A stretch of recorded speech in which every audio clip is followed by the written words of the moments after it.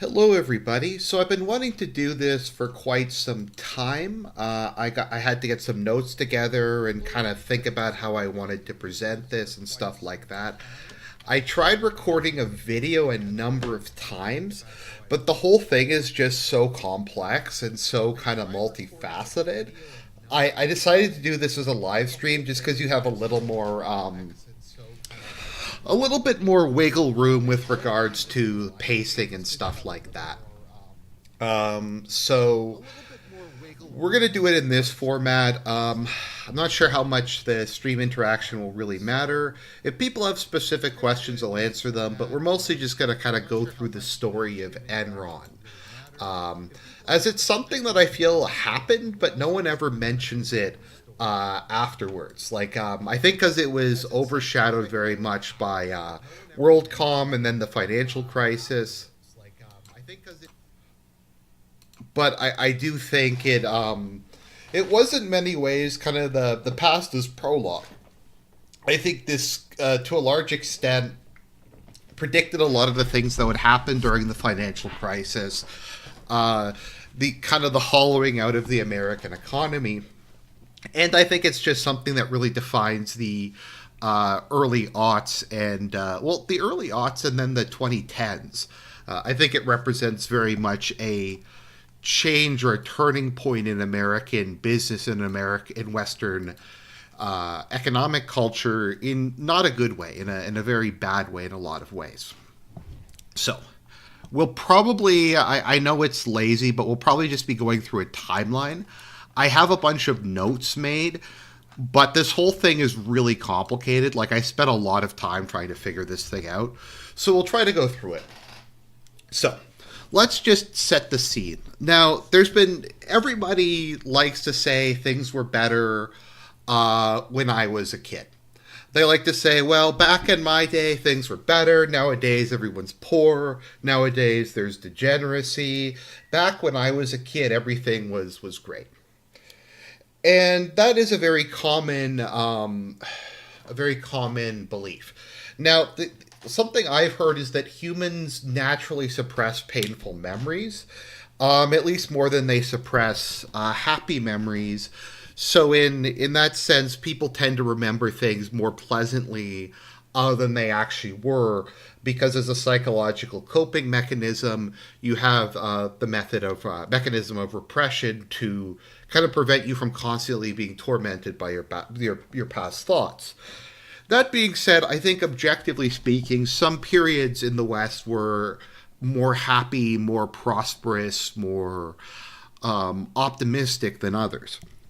Specifically, people always like to talk about the Roaring Twenties, the post-World War boom, where the post-World War One boom, where the economy was growing. There was all kinds of new technology. There's radios, cars, industry was booming.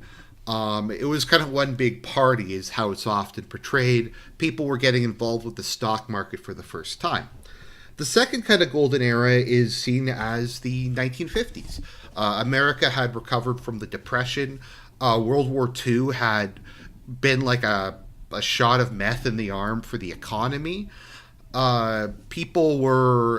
had just won the big war with Germany. Most of the world's economy had been destroyed. I think at one point in time, America was close to 50% of the world's GDP, or something like that. And it was a time of unrivaled peace and prosperity. America was on top of the world. I think more than that, there was a general sense of optimism that science and technology could make a better world, that America had made the world safe for democracy, that there was still, if anything, I think the struggle against the Soviet Union probably kind of helped the overall sense of things, because people need a purpose in life, and giving people something to struggle against, something to stand in opposition, is a way of providing them with a purpose. So the 1950s is remembered very fondly. It's also before you had a lot of the things that would come to define the second half of the 20th century. Stuff like the Civil Rights Movement, dramatic rises in crime, cocaine, crack, meth, drug crises, illegal immigration, all Vietnam, all these things would come later. But so during this time period, and even into the 60s, really kind of ending with the death of Kennedy, you had this sense of great optimism, and people looked forward to the future. And so this brings us to the 1990s. Now, I would argue, and I grew up in the 1990s, as I've said, I was born in 1990, there was a strong sense of optimism. The Soviet Union had collapsed. We were living in the American unipolar moment. There was no more major obstacles to global freedom and democracy and capitalism. And more than that, you had some of the biggest technological changes in human history. This is when the internet started to become a thing, when the average person was starting to be able to afford personal computers. A lot of things were just becoming more accessible and more widespread. Throughout this time period, it's kind of interesting when you look at how much things have changed price-wise over the years, because some things have technically gone up, but they've gone up a lot less than inflation.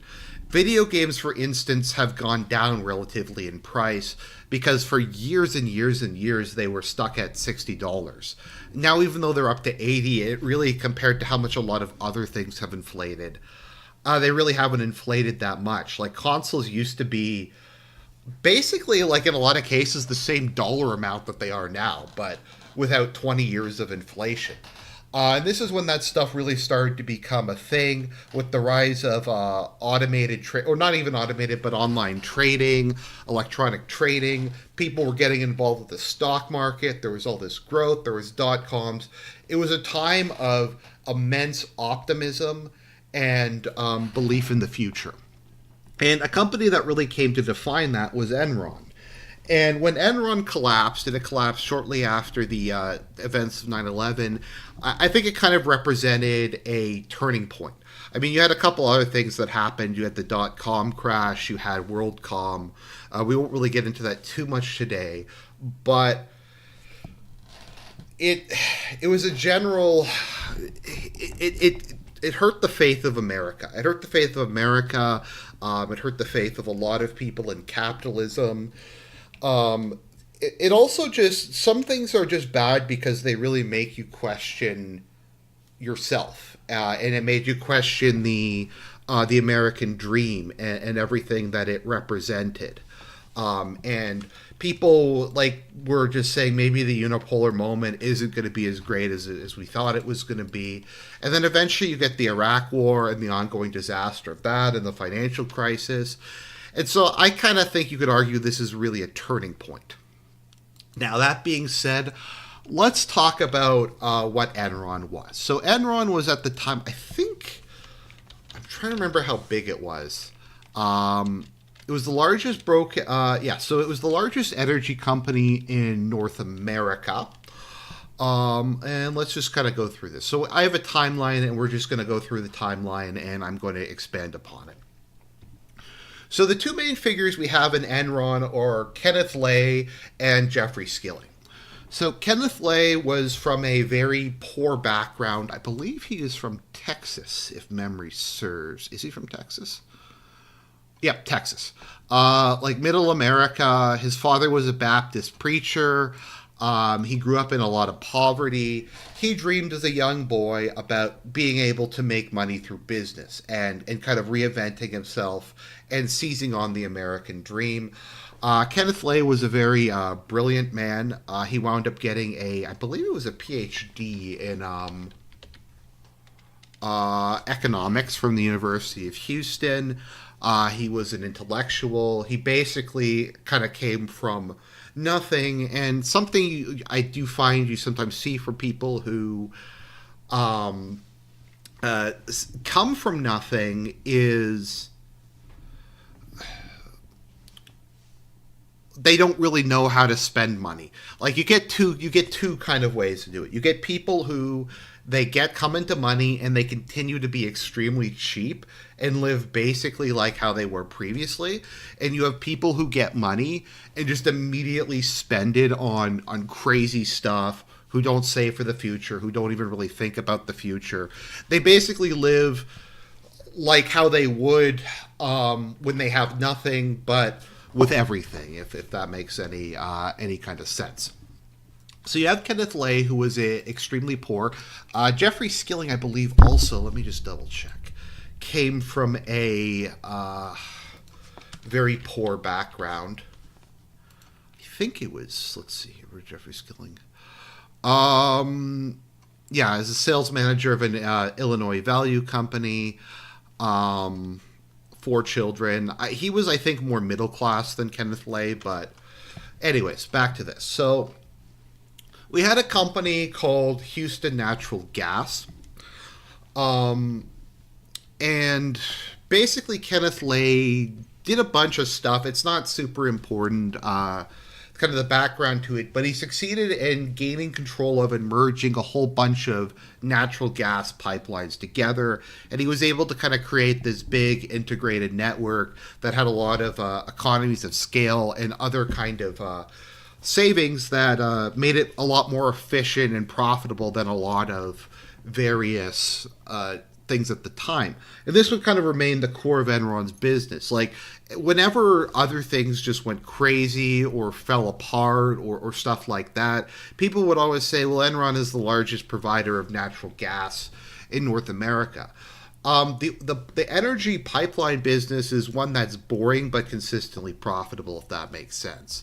It's not really exciting. You don't always see these massive innovations and improvements, but people need to get gas, and it's a good way to make money. It's very conservative. Now, during the 1970s and 80s, the energy market was one of the most tightly regulated in North America. Of all the different markets. Energy is one of those things like water. I guess there's water, public transit, stuff like that, where it's always very open to debate whether or not it should be public or private. And people have different opinions on this. Because on one hand, access to energy, particularly, like, I live in Canada, if I don't have reliable, affordable access to energy, I'm going to die in the winter because it gets down to -30 where I live. So it is a necessity of life in a lot of cases. Also, just being able to prepare your food, all kinds of stuff like that. And so people think, well, it's a public good. We have to have it owned by governments to keep the prices in line. But then you'll have the alternative who say, well, the government is very inefficient running it. We should have a for-profit. Often what winds up happening is you will have a monopoly, but there will be a fixed rate for the electricity that's considered affordable, and sometimes they will lower it over time. The rate will gradually go down with the expectation that it'll get more efficient. But things were starting to get deregulated. This was the era of Reagan, and also we have the Republican Revolution. Was the Republican Revolution 92 or 94?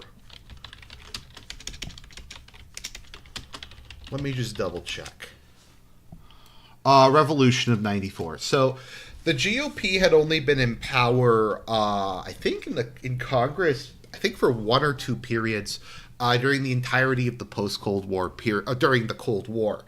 Now, it's a little more complicated that because there was a lot of conservative Democrats, so you could argue conservatives periodically had a majority.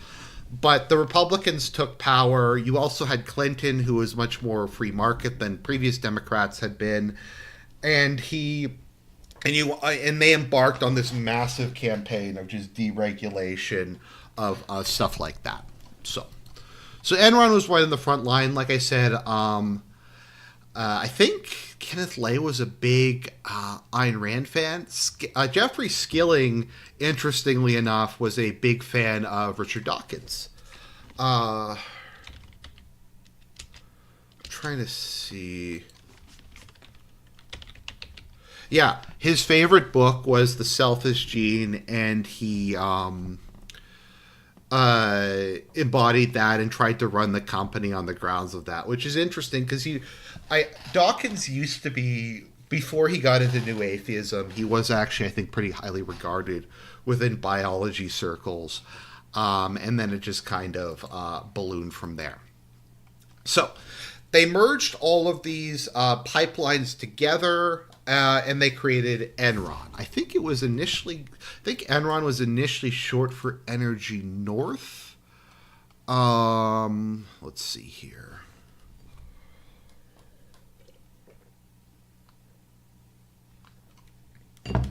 So the big idea that Enron came up with is they had this basis of the whole the network of natural gas pipelines. So what they decided to do is, you know what, this whole hard assets thing, this whole like owning stuff of physically moving the natural gas around, it's kind of a pain. So what we're going to do is we're going to move away from that, and we're just going to start trading contracts. We're going to just start buying and selling natural gas contracts. We're going to switch from being like a hard delivery into a trading company. Now, I'm going to admit I don't entirely understand how trading companies work. I think it's other people move the gasoline around, and their job is to kind of be the middleman and sort of facilitate that sort of thing. So very quickly that became their big main source of money beyond just the pipelines, is they became kind of a bank for natural gas and I think eventually oil and stuff like that. So they would, a lot of their budget would come from that. Now the traders were from the very early on in Enron very risky. And they were encouraged to take immense amounts of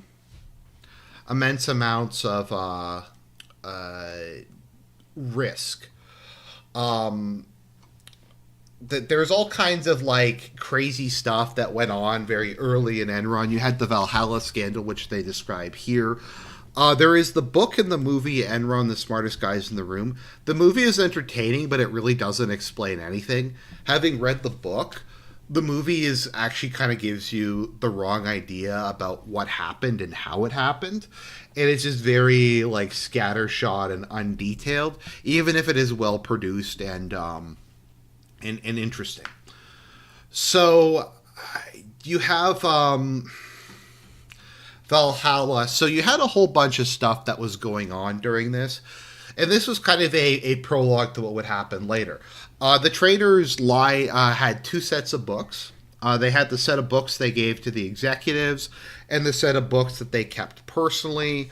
They would destroy trading records. They would destroy basically trading reports, falsify information, stuff like that. Play around with the accounting a bunch. What else happened? Pretending that they were earning profits when they weren't, gambling. But it at least on paper looked like they were making a whole bunch of money. And that was kind of the entire thing about Enron, is it looked like it was making a ton of money when really it wasn't making money. The only things they ever did that I think actually generated income, and we'll get to this, was the pipeline business, which is, I mean, natural gas pipelines is profitable. The trading business, where they actually did make money, although it always depends how much you consider trading to be actually adding value to society and how much of it is just creating money out of nothing. And then California, but we'll get to California a bit later, because they made a bunch of money by scamming the people of California. So that happened. They did not fire the people behind this because they were making too much money, and so they just told them, just keep making millions. Just keep making millions. We'll give you more cash. Just keep gambling. Ken Lay pretended that he was shocked about the whole thing, and we had Black Monday. So Enron eventually became the largest gas merchant in North America and the United Kingdom. Now we get Jeffrey Skilling who joined. So Jeffrey Skilling is the other major figure in Enron. So Ken Lay was kind of the visionary. He was the guy who put the company together. Skilling was the guy who ran the company for most of its existence, at least through most of its turbulent period.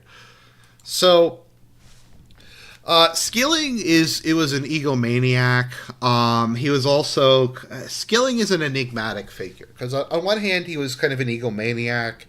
He thought he was a genius. The famous quote, and they mention it here, is when he was going to attend Harvard Business School. The admission interviewer asked him, "Are you smart?" And he said, "I'm fucking smart." So he got his MBA from Harvard Business. I believe he eventually did. He go on to get his? No, he didn't get his PhD. Only Kenneth Lay got his PhD, I think. So they brought him in. So his whole thing was he viewed himself as this business intellectual. He thought, well, I'm the smart. Well, the book's called The Smartest Guy in the Room. I'm the smartest dude around.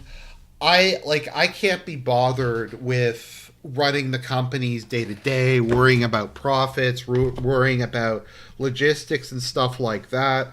All that really matters is that I keep coming up with big ideas. I keep coming up with big ideas, and then people will think I'm a genius because of the big ideas. The stock price will go up, and everything will be great. And if this is starting to sound kind of familiar to stuff that happened later, yeah, that's because it is. So,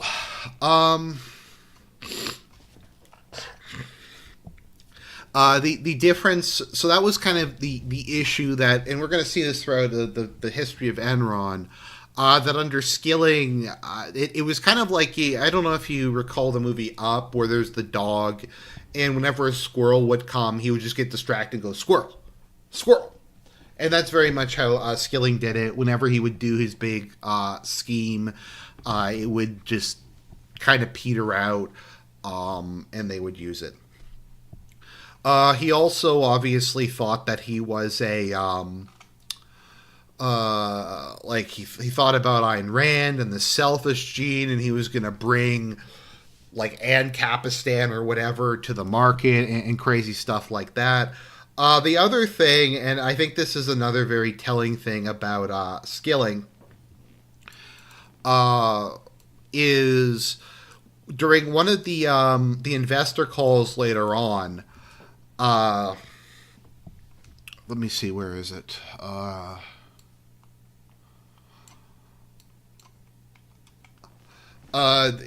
Somebody asked the obvious question. Fund manager Richard Grubman said, you're the only major company in America who can't produce a balance sheet or a cash flow statement with their earnings.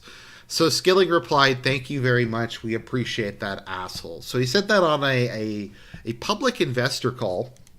Now, at the time, Enron's motto was "Ask Why," so they made him a let's see, does it say "Ask Why" here? Just checking. Ask Why. Yeah, it was "Ask Why," so they made Skilling a plaque that said "Ask Why, asshole," and he put it up in his office and publicly displayed it. So, let's see. When was mark-to-market accounting? So Jeff Skilling became head of the of Enron. So let me see. Let me just check my notes. And they introduced something called mark-to-market accounting. So, where are we? I'm just trying to see where that is. Okay. So mark-to-market accounting, it's kind of hard to explain, but basically it allows you to add future profits to your balance sheet as soon as long-term contracts are signed. So if you sign a contract with a company, we'll get into this with India, the Maharashtra government, to provide energy for, and you estimate that the contract is valued at $10 billion over the next 10 years. you can just book that. You can say, well, we expect to make this much money, so we're going to add it to our balance sheet, and we're going to add it to our balance sheet going forward. And so our corporate profits are going up on money that was never actually earned. And so we will get into more of this later. Like, they attempted to kind of make Netflix 1.0 at one point in time. They worked with Blockbuster. They were going to deliver movies and TV on demand and stuff like that. And the whole thing failed, and they lost like $200 million. But they predicted that the whole project would make something like $1 billion. I forget how much it is. Doesn't matter. But they predicted the project would make $1 billion, so it went down on their accounting sheets as like $1 billion profit, even though they never made money on it and it never happened.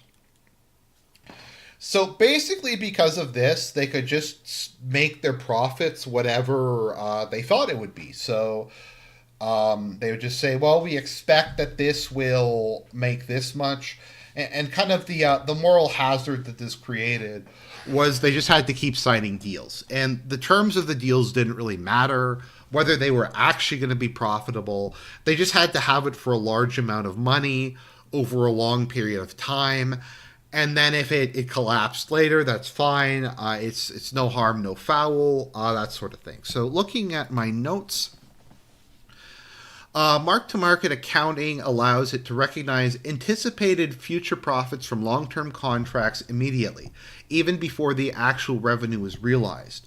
This practice inflated Enron's reported earnings and made the company seem more profitable than it actually was. So I'm not sure how much of it was... they would put it on a year-by-year basis, but they'd sign like a 20-year contract for something, and they were going to lose a massive amount of money.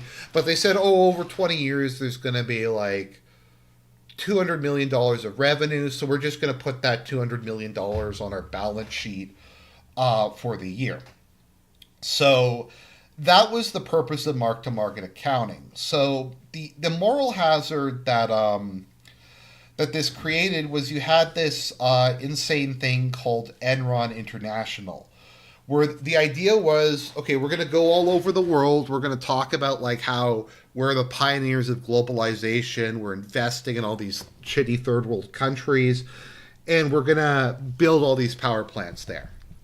And so the big one that was the big disaster, let's see here, double. So...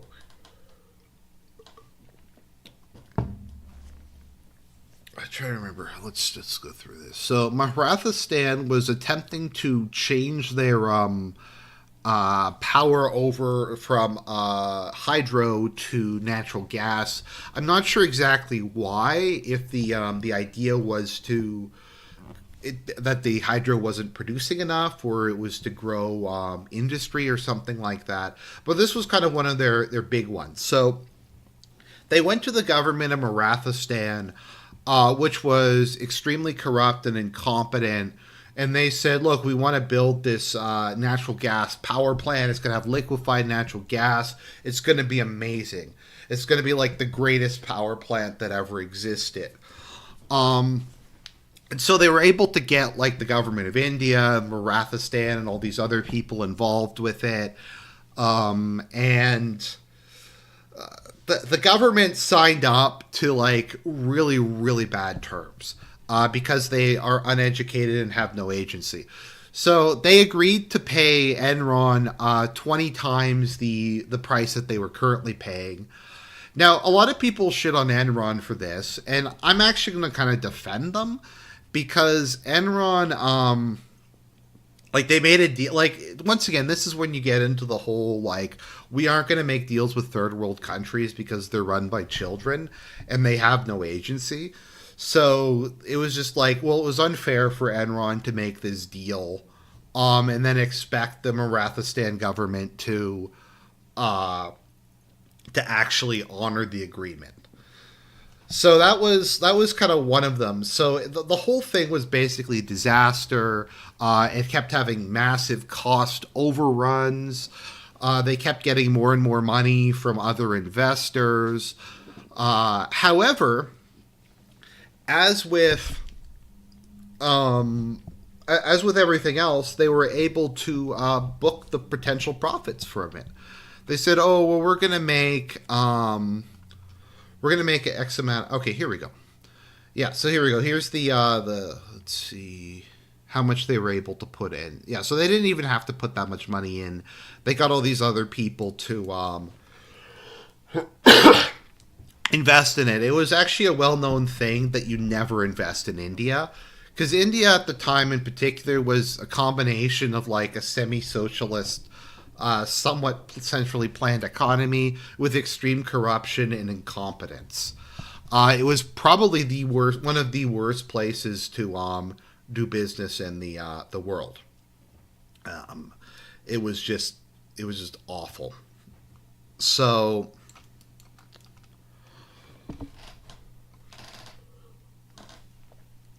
I don't know if the Diebold plan ever really produced power, but Enron was able to put on their balance sheets. They were able to say, "Look, we built this big power plant. It's going to make us billions and billions of dollars over the next 20 years."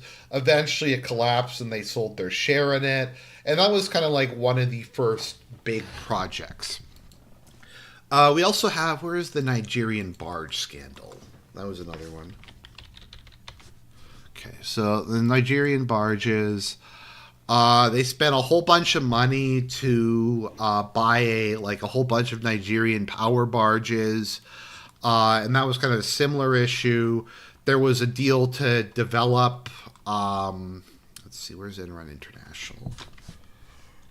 I'm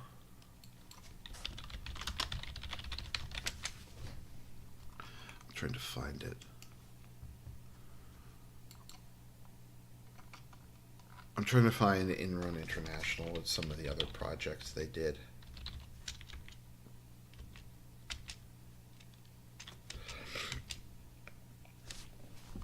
They purchased a large company, water company in England. I think it was the largest company or the second largest water provider in the United Kingdom.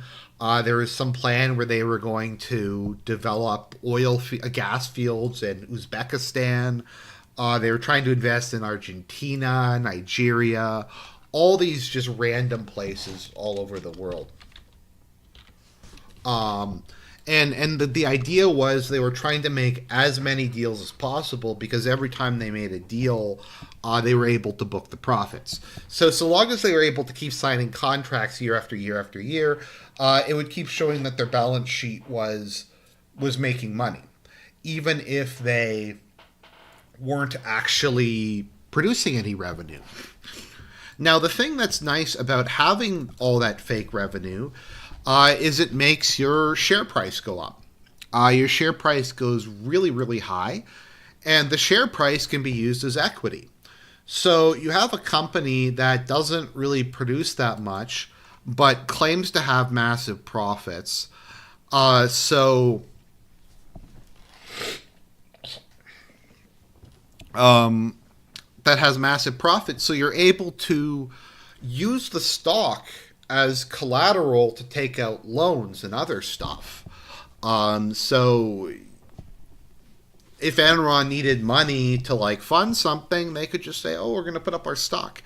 Because our stock is worth a bunch of money. It's worth $100 a share. It would fall to basically nothing, but it was massively, massively overvalued.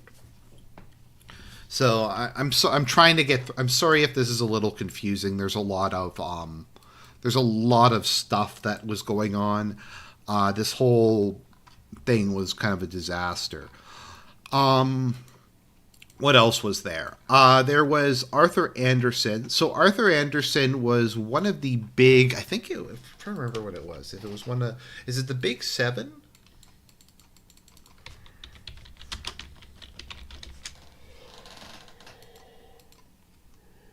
Big Five. So Arthur Andersen was up there with, you've probably heard of these names, Deloitte, Price Waterhouse, KPMG, Ernst and Young, and all these kind of guys. So they were Enron's accounting companies. So they basically just decided that we're just gonna, because Enron's our biggest client and because they asked us really nicely, we're just gonna do whatever Enron tells us to do. There's gonna be no oversight. There's gonna be no it's gonna be no auditing. We're just gonna go all along and just believe everything that that's told. Basically, whenever they gave negative news to Enron, and the Enron told them, like, you better give us better news. There was actually, sorry if I'm jumping ahead a bit, when Andrew Fastow, and we'll get to Andrew Fastow in a bit, but when he became head of the finance department, he's like, you know what? The finance department of Enron should generate money. It should just be about collecting and paying bills. It should generate money somehow. So when it was clear that the whole thing was collapsing, Arthur Andersen massively destroyed like all of its documents. A bunch of people got arrested. It collapsed and went into default. So this company was something like where is it? I think it lasted. This looks like 90 years or something like that. I don't think it exists anymore. Yeah, dissolved after Enron scandal. I don't know why it says 111 years here, because that is, unless my like math is really bad, that is not, that's like 80 years or something like that, but it doesn't matter. So yeah, the Big Five became the Big Four because of Arthur Andersen. And a lot of that came from Enron. Interestingly, the Arthur Andersen himself, who founded it, was really, really big on honesty and auditing, in trying to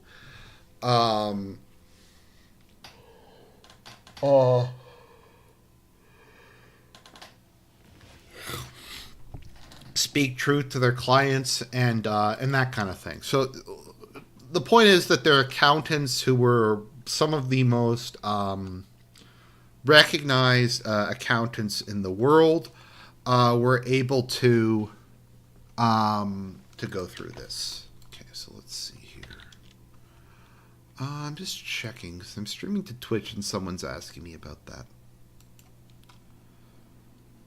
Okay.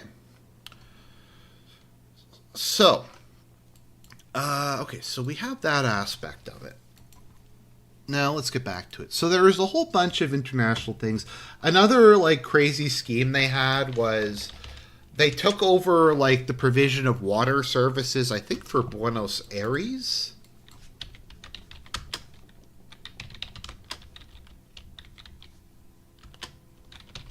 In Argentina. Yeah, it was called Azurix. So they just said, look, we're gonna take over the water provision services for parts of Argentina. Did Enron have that much experience in it? No. Did they have much, I guess, like understanding of it? No. But they were able to claim that they made a whole bunch of money off of the whole thing. And once again, that was kind of all part of it, was making sure that they always booked massive profits. A lot of people in Hollywood thought they were some kind of... no, not Hollywood, although it kind of is Hollywood-ish. A lot of the people involved with Enron were like geniuses because they kept making profits year after year after year. So we had that. We eventually, because Jeffrey Skilling kept introducing new stuff. So, like some of the other stuff that we have is they introduced Enron Online. So Enron Online was, I think, the first trading platform. Let's see here. Just trying to find it. Yeah, Enron Online, although it was a bit later, but it was a online oil trading business. So you could trade commodities. Enron got involved with all kinds of insane stuff, like steel, plastic, water, pulp and paper, stuff like that. And then they launched Enron Online, which was, I believe, a free service that allowed you to trade commodities. Now, part of the scheme with Enron Online is they collected all the data from basically everybody who used it. And because of that, they were able to have a complete insight to the entirety of the market. Um, and they were able to basically have advanced knowledge of everything everybody else was doing and use the information accordingly.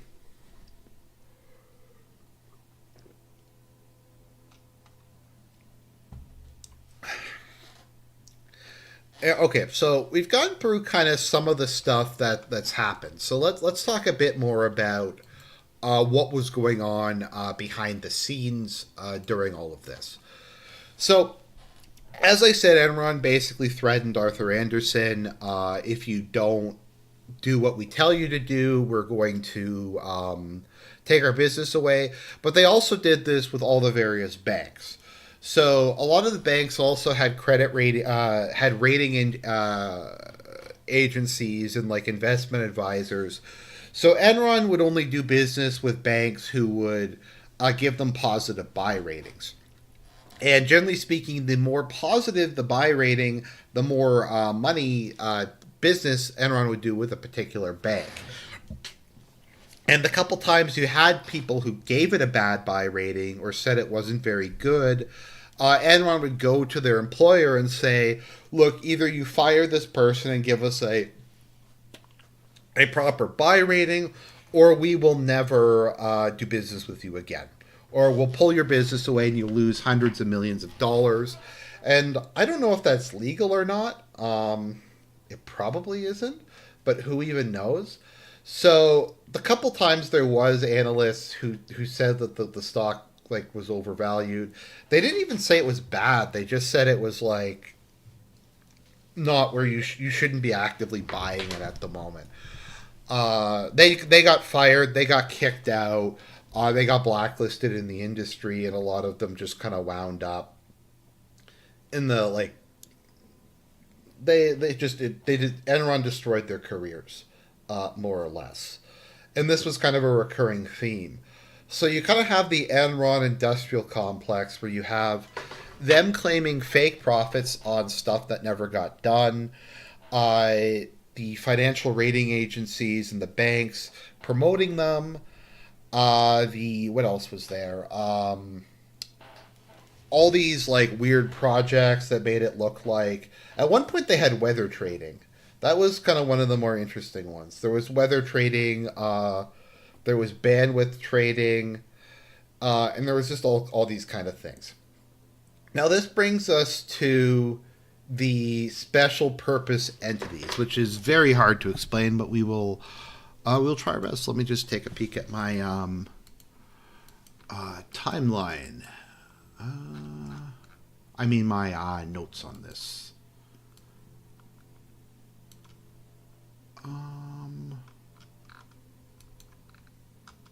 Okay, so where is? Let's get into our new man, the man of the moment, Andrew Fastow. The man who was in charge of Enron's. I don't think I don't think he even had an accounting background. They just brought him on because he had no ethics whatsoever, was extremely greedy, and was very cunning and able to move money around. I think also like half the stuff in Houston was named after him. So, the scheme that like Andrew Fastow came up with is they would create these organizations called special purpose entities. He would call some of them like Chewy, Skywalker. There was one that he called. He came up with fake investors, like there was Maxwell Smart. There was M. Yass, aka My Ass, was one of them. uh, so he had all these special purpose entities, specifically LJM, stuff like that. So he ran this side company. So Enron had all these side subsidy companies. So what they would do is whenever they would take on debt, they would transfer the debt to these other companies. So they would maybe take like a $2 billion loan, they'd move it off their balance sheet, and they'd give it to one of these companies. So it would no longer be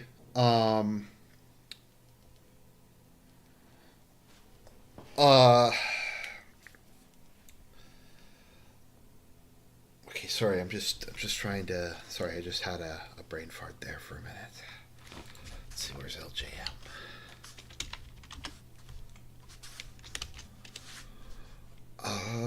Let's see here. Yeah, I don't think he even had like any kind of accounting background. He was just obsessed with making money. Okay, here we go. Yeah, it moves assets off the bank balance sheet while creating revenue. So Enron considered stuff like loans to be revenue. So one of the things that they would do is they would take out a loan, count that as revenue. Then they would take out a bigger loan to pay back the previous loan, and that would also be counted as revenue, whereas paying back the previous loan would not be counted as an expense. So a lot of their revenue was literally just them borrowing money, or they would borrow the money, and that would be counted as income, and then the loan would be moved to one of these sub entities, so it wasn't on the books, so they could basically just keep borrowing money in order to keep it going. Wow, he taught at Hebrew school. Interesting. Very interesting. Let's see here. So Rise and Enron. Okay, so let me just go. It's sorry. It's hard to even really like explain a lot of this. It's so complicated and it's so like insane. Okay, let's see LJM. Okay.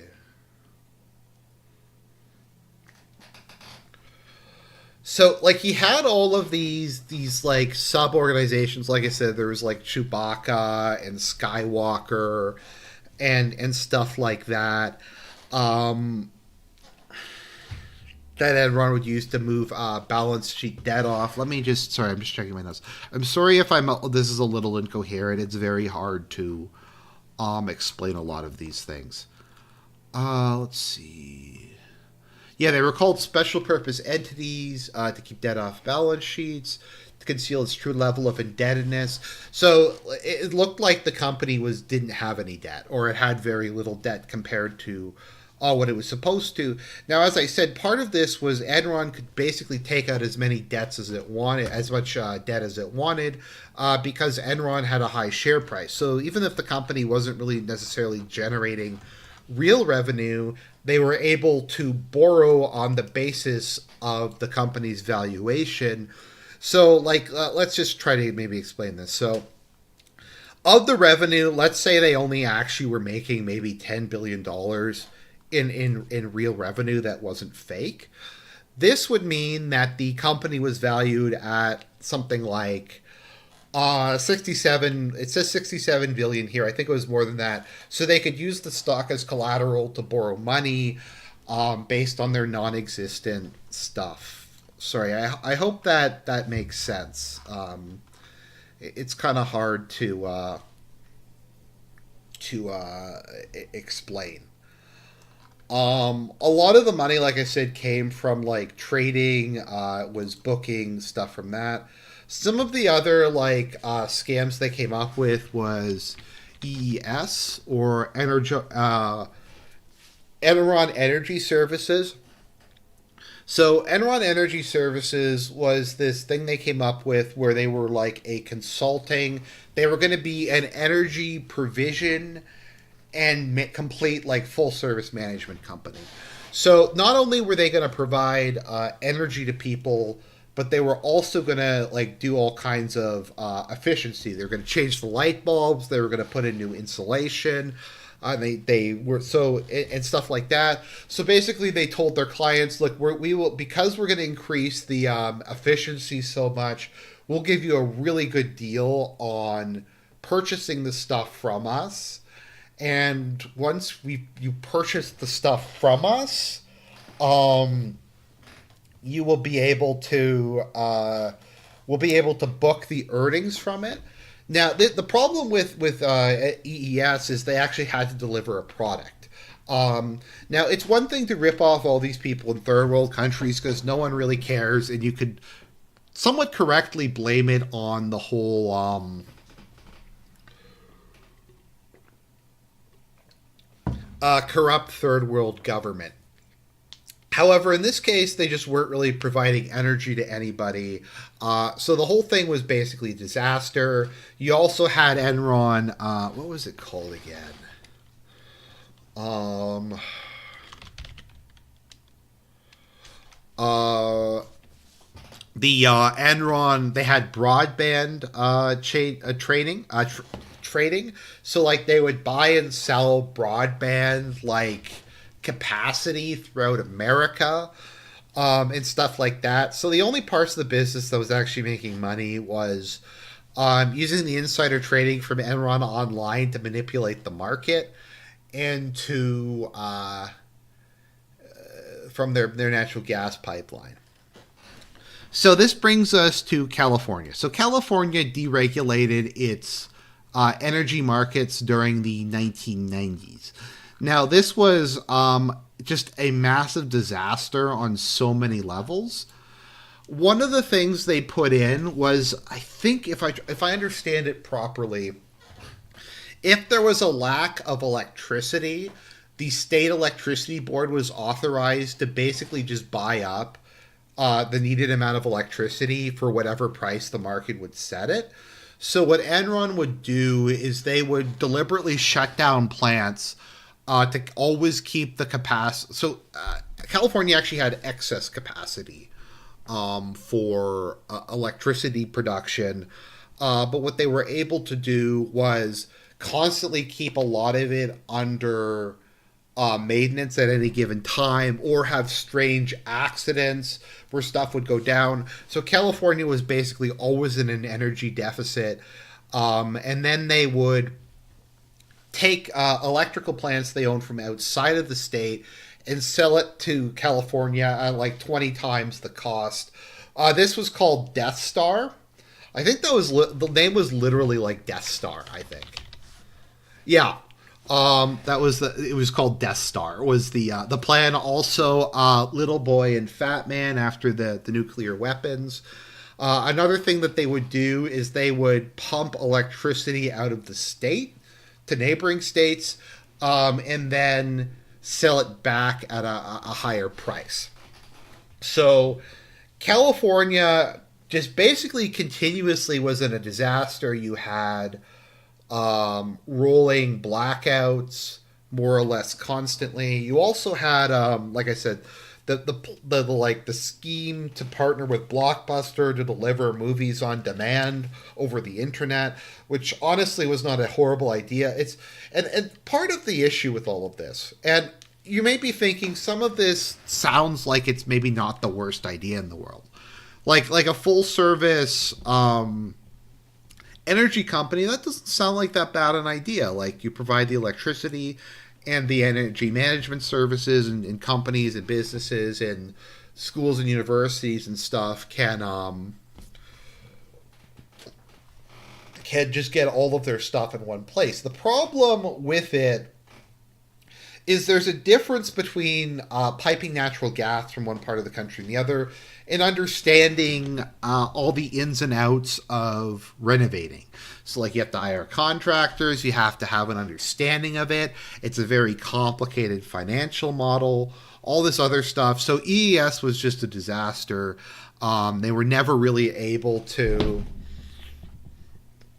make any of it happen. Enron broadband was a complete disaster. I think Enron online was a disaster. None of these things were making any money other than the shit they were pulling in California.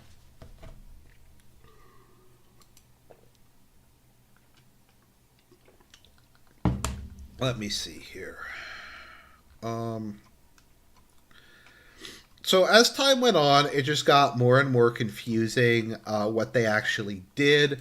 There's a funny part in the book Smartest Guys in the Room where someone asked Skilling, like, how does Enron actually make money? Like, what is it that your business actually does? And he said, we trade optionality.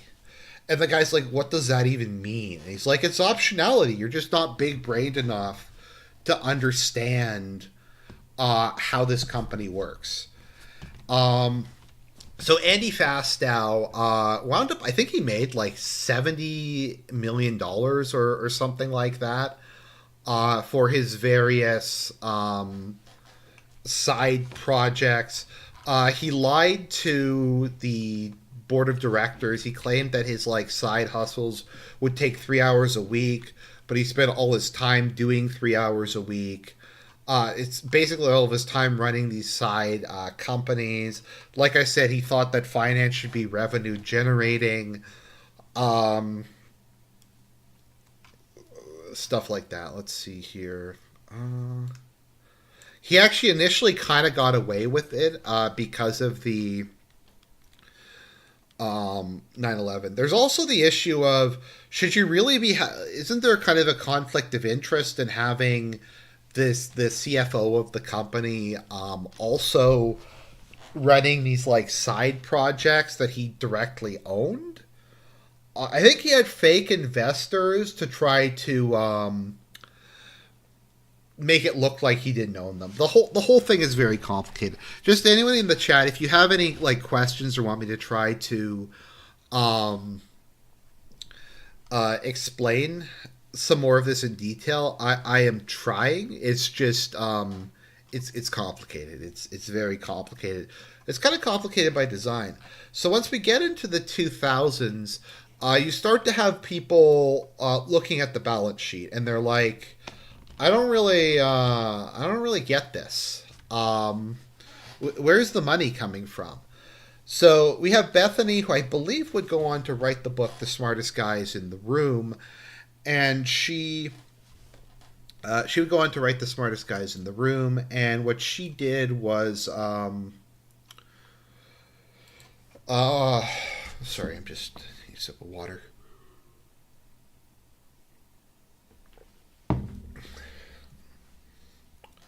She called Jeffrey Skilling and she's like, I'm going to publish an article saying your stock is overpriced because no one has any idea like what's even going on.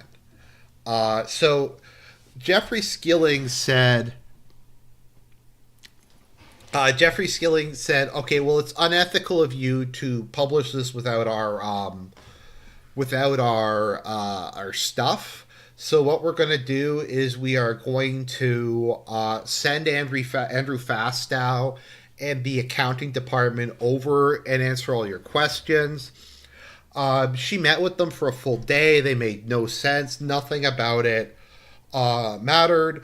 Andrew Fastow said to her, I don't care what you say about the company. Just don't make me look bad. Which, if your CFO is saying that to journalists, that's not a good sign. The article "Is Enron Overpriced?" came out, and we have Skilling saying things like, Enron is a black box, but it's a black box that's growing the wholesale business by about 50% in volume and profitability. It's about, that's a good black box. So, like, they would go back and forth on this. They'd say, we're the most transparent and honest company that's ever existed. But they'd also say, yeah, it's very hard to explain what we actually do, where any of the money comes from, stuff like that. We have the asshole call. We talked about that earlier. Okay, there's the California energy crisis. Skilling eventually decided to resign towards the end. So in 2000 and 2001, what the various executives started to do was massively sell off their stocks. They had some idea this stuff was coming, so some of them made like 60, 70, $100 million. Keep in mind this is 2000 money. Let me see what is inflation calculator. We'll go by Bank of Canada. So then let's say $1 million.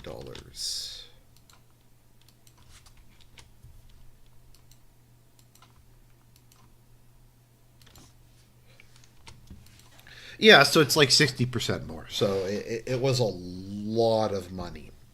It was a lot of cash that these guys were making. When the company finally collapsed, a lot of the executives, with the exception of Ken Lay, actually, because he didn't sell that much of his money. Also, he was a spendthrift who just blew money on stuff like corporate jets, and they built the new Enron energy headquarters and stuff like that. And he thought he was going to be Secretary of Energy. Now, he was very close friends with George W. Bush and George H.W. Bush, and a lot of other people who also were able to help him out. So, what else do we have?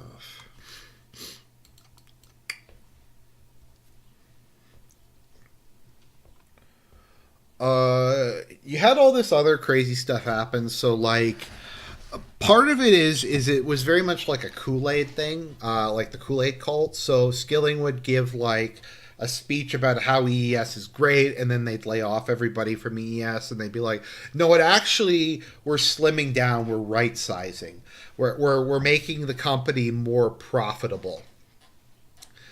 And stuff like that. We have Jim Chanos, who massively shorts the stock. Basically, stuff just starts coming out. Here it has Sharon Watkins, who was a vice president, and she went to Lay and said, like, none of this makes any kind of sense. We don't know where the money's coming from, and stuff like that. We have a Wall Street Journal article that explains how Andrew Fastow was basically massively scamming it, and stuff like that. We have Lay stating that Andrew Fastow has operated in the most ethical and appropriate manner possible. I think he was fired literally like 3 days after that. It was something. It was something like that. He was fired like right after they said he did nothing wrong. He would ultimately go to jail. Arthur Andersen, once it became clear that stuff was happening, they decided to just start shredding everything, destroying everything, so none of the evidence would be around. Uh, One of the last kind of Hail Mary, so Skilling had left, Lay was had to come back and lead the company. He wasn't really that interested in doing it at that point in time. He couldn't unravel the massive, elaborate hoax. Uh, Another thing that wound up happening is Enron employees were strongly encouraged to put all of their money into the company stock. They're like, look, you don't have to invest in anything else. You don't need to have any savings. Just put everything in the company stock. And they were saying this even as they were liquidating tens of millions of dollars of. Yeah, Fasto's of course he's out of prison now because that's just how it works. Skilling is also out of prison. Lay died before he could go to jail. So they go to Dynenergy, which was previously a company that Enron was actually thinking that they were going to buy out, and they were trying to sell they were trying to sell Enron to them in hopes of trying to keep the business alive. So it became a financial black hole for Dynenergy. Enron lied to them basically about everything, how much money they had, what they were making. And so Dynegy was trying to keep the company solvent. And so they were like borrowing huge amounts of money and investing massive amounts of money. But like once they started to go through all the special purpose funds, they realized that their debt was like tens of billions of dollars higher than it was on paper. And then once what wound up happening is a lot of the loan agreements they had stated that if the share price went below a certain amount, they would have to be repaid. That was kind of part of the collateral, was that if like the share price went below 60, it was deemed they didn't have adequate collateral anymore, so they would demand a repayment.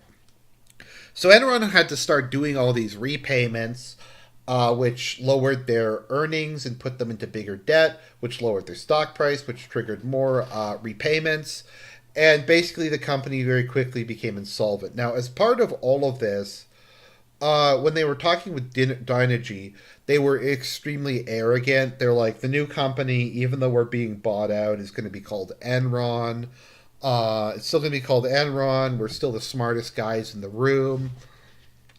They were still paying out like tens of millions of dollar bonuses as stuff was collapsing. They were still buying corporate jets and stuff like that. And it was a combination of arrogance. They kept lying to Dynegy and giving them fake books, paying out the bonuses and stuff like that. And eventually Dynegy just told them to fuck off. Enron wound up filing for bankruptcy as its share went from like $90 to $1 within the space of a year.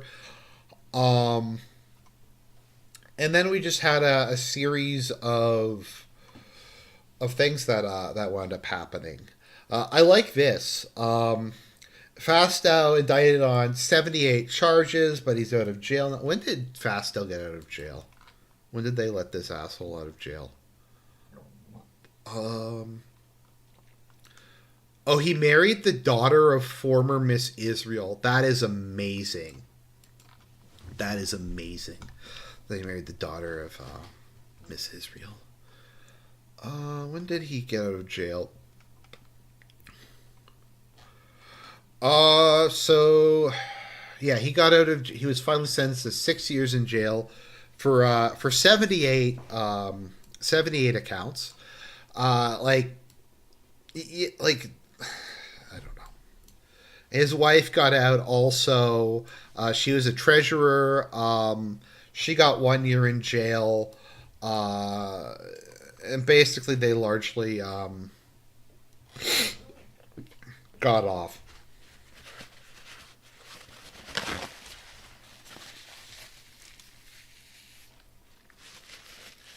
Let's see, what else do we have? Keen Core. Okay, so all that stuff happened. And yeah, so the company collapsed. Everybody lost all of their money. A couple of the people went to jail. A lot of the executives wound up getting out of it. We also had Lou Pye.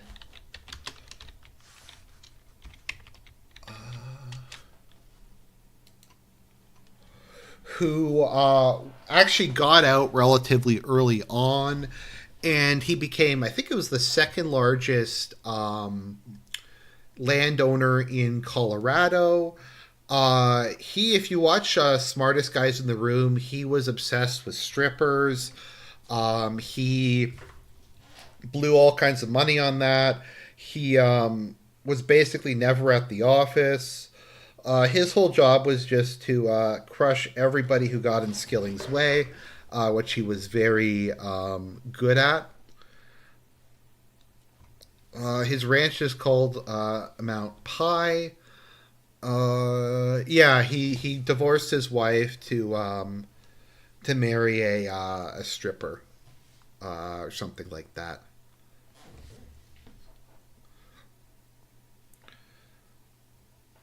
Yeah, so we have that aspect. He's another like notable person involved with it, although he completely got away with everything. So Skilling wound up blowing through all of his money. like $60 million to hire the dream team to try to get himself out of his legal trouble. He wound up having his sentence, I think, slightly reduced, but he's out of jail now. He's out of jail. Like I said, Ken Lay, fortunately for him, died before he went to jail, and he was able to uh, evade any kind of legal judgment. I think it was like thousands of people, including George Bush Sr., went to his funeral. So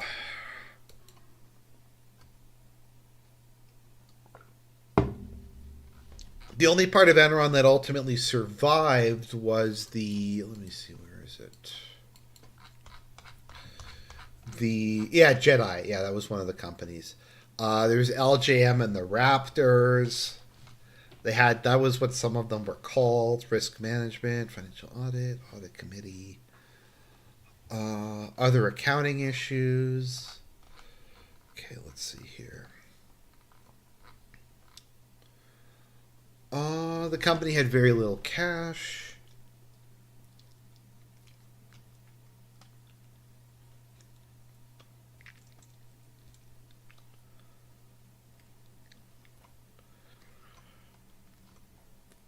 Yeah, and then it was everybody got fired. I think people were given like 15 minutes to leave. Let's see here. Enron shareholders lost 74 billion dollars. So they lost more money than what the U.S. wants to give to Ukraine at the moment. They basically just sold everything. Let's see here. Wow, the Enron former employees won 85 million for compensation of the 2 billion that was lost from their pensions.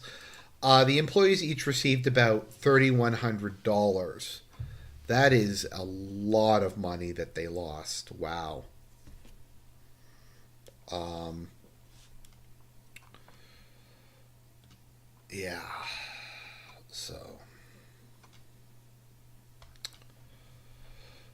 So that stuff all happened. So basically, Enron has kind of become, and I think it's been kind of forgotten in the aftermath of the financial crisis, but I think it really does embody a lot of the problems that came with the post Cold War era, wherein the U.S. was just wealthy and it didn't really have any competitors. So it just came to this idea that like because it had money, it could make more money. And so you got all these businesses, and this happened with like the subprime mortgage industry and stuff like that, where people were just moving money around. They were like borrowing and using the money to like borrow against other borrowing.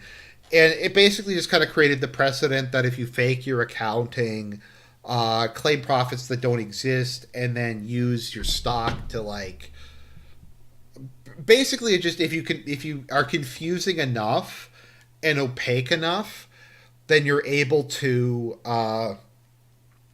get away with it. It also is kind of reminds me a bit of when was the Madoff scandal? Maybe I'll do a video if people want. I'll do a video on Bernie Madoff at some point. When did that happen? Let's see. It kind of reminds me a bit of Enron wasn't exactly a pyramid scheme, but it's fairly close. Madoff investment scandal that was in 2008. So once again, that kind of this was a prelude to that, and like I said, I think it really does kind of symbolize the along with just the .com crash. Let's see, .com crash.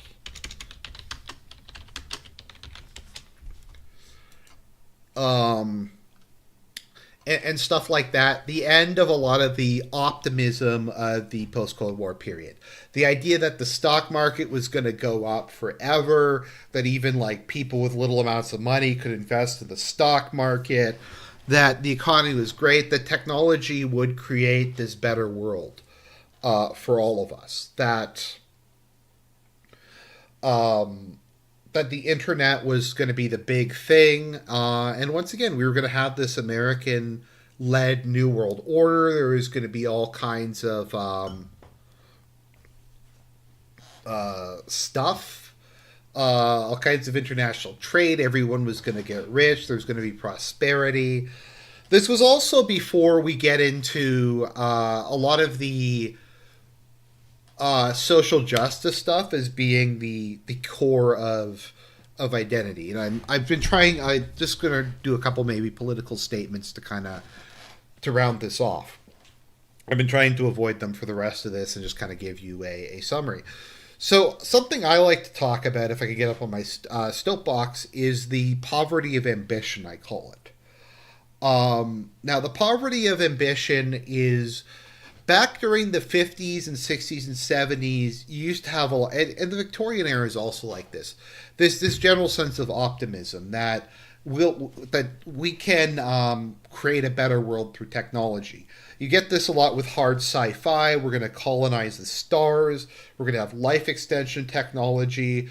We're gonna build things on the moon. We're gonna have robots who will do stuff for us, and all this just general optimism and feel-goodism. And I feel like Enron was kind of a wake-up call into how much of that was just fake and non-existent. And Enron collapsed right after 9/11 and the dot-com bubble.